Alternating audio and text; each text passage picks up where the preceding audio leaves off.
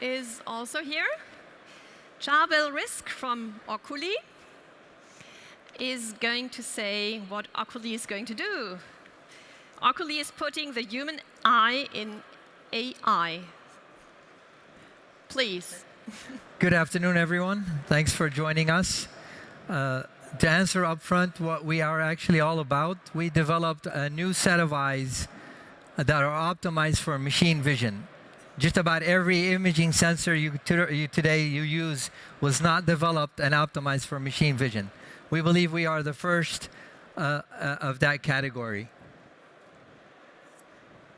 If you attended the talk around noontime when they were talking about what we mean by a smart sensor, it was definitely a good talk for my presentation, because the world of imaging sensor is moving slowly in the right direction to where they're adding more smarts on the imaging sensor, on the silicon piece itself. The challenges that I'm highlighting here with this approach, we basically have solved with our approach, because we've been thinking and working in that direction for many years in my previous life at the university. So we developed what we believe is going to be the new architecture for machine vision, where we are now sensing and processing in parallel. That's the only way to achieve the speed and efficiency that we as humans have in our vision.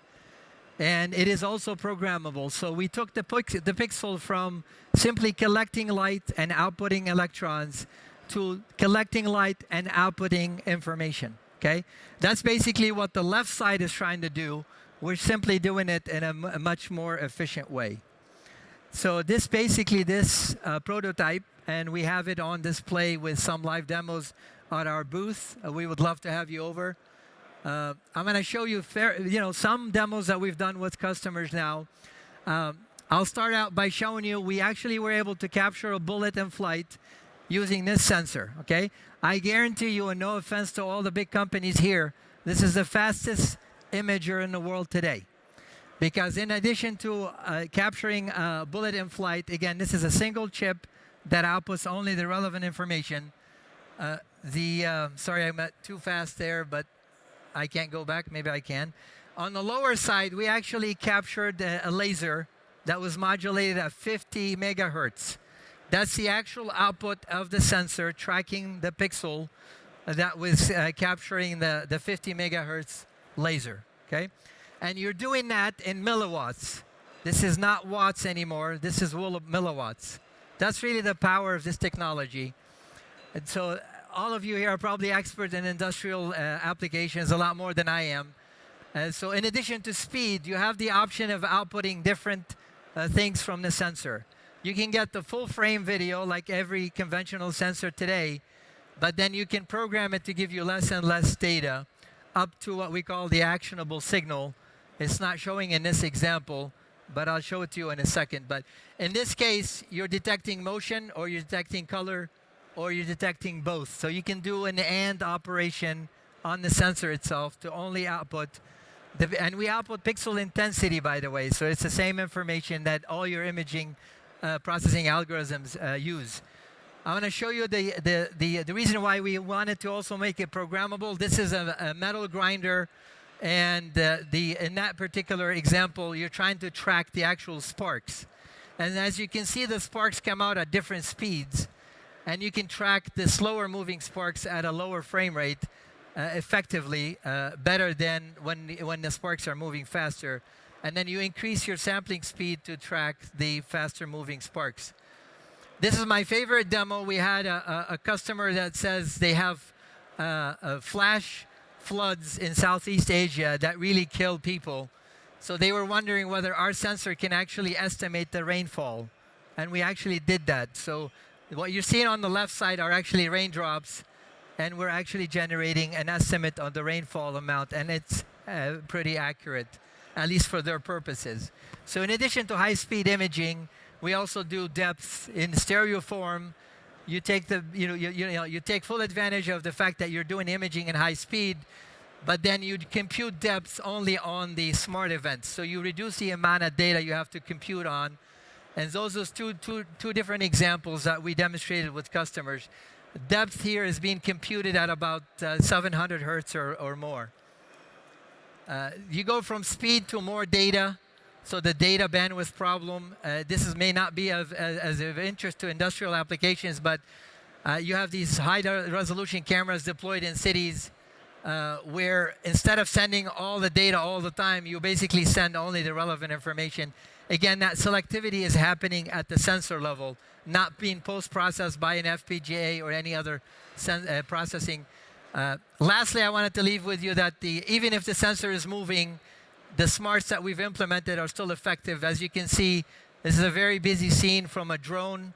And then on the video on the right, you got a lot less data there. I'll leave you with wine because it's approaching dinner.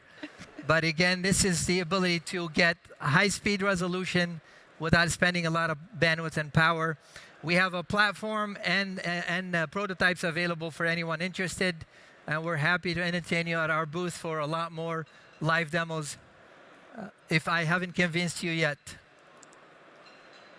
Thank you for your attention. Thank you, Csabel. All right.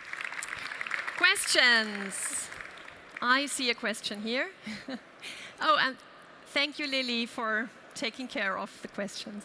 Who are your customers? So right now, thank you for that question. We would love to have some customers from this show. That's why we're here. But we're focusing initially on smart interactive environments like eye tracking, face tracking, hand tracking, because we can do it very efficiently, and we have a privacy aspect of our technology I didn't mention earlier. We can limit the amount of information off the sensor, so we can protect the person's identity. So that's our initial focus. It's the quickest way to get revenue for us. Next question. What is the image resolution? The So sensor resolution. the format size is really, it's a scalable, the technology is scalable. So it depends on your process node and your pixel size. So the largest prototype we have fabricated to date is 512 by 512. But our first mass volume production is going to be about 1.5 megapixel. Okay, next question. Can you elaborate a little bit on the operations you can perform on the SoC you have developed? You said XOR. What other operations do you have? So in the pixel, you can do multiply, add, subtract, and divide. And then you can do the logic operation as well as some comparisons. Okay, thank you. Okay. It's called I completely failed, so I'm obviously not a marketeer by any means. We call our chip the sensing and processing unit. Because for some reason, people assume we're building a processor chip that goes next to the imaging sensor. So we're calling it sensing and processing unit. So is it, from what I get, obviously a few years ago, the concept of event-based imaging. From what I can see here, you've got event-based imaging, but you're also adding the raw data out so you can get the color information and that. So what's your route to market? Is that to work with some of the camera manufacturers to create this into a product as a camera? Correct. We want to sell basically the SPU with some of the firmware that goes with it, and we're looking for companies that can build it into a product. We actually have already customers that want that final camera products, but we're not, developing that. So we are actively looking for partners. So when's mass production of your product? So right now, if our plans stay online, we're going to be at the second quarter of 24. We will have enough of those to satisfy a wide market. Okay. I have one question from the chat here, not surprisingly from Lou Hermans. Lou Hermans is asking about the pixel size and the color filter pattern. So the color right now in our first product, we have multiple products lined up. The color would be done in the optical domain, so it will be an optical filter on the sensor, and the pixel size is going to be 4 microns. Can you give a hint to any price point that can be achieved when you go into scaled up production? I mean, not in euros, but maybe relating it to other products or? So we're using standard CMOS process. So there's nothing unique, and we don't require any waivers or any modifications. So our pricing is going to be pretty much like everyone else's that builds CMOS chips. We don't have any additional pricing, that will drive the cost significantly more. The only thing is that our first product will be a 2-wafer stack, but most imagers today are already done that way.